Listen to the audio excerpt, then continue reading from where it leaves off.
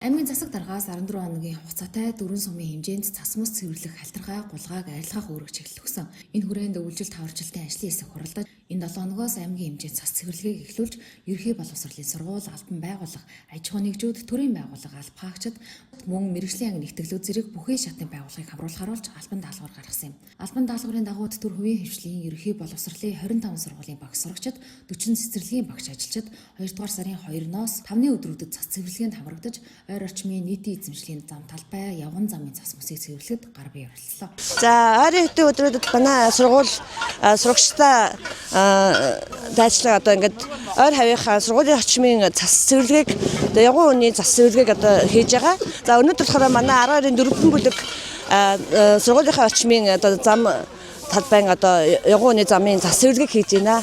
Тэр нь бол ойрын өмнөх хоногудад бас 9-оос 14 ангийнхан бас тэр орчмынхаа бүх цасуудыг бас цэвэрлсэн.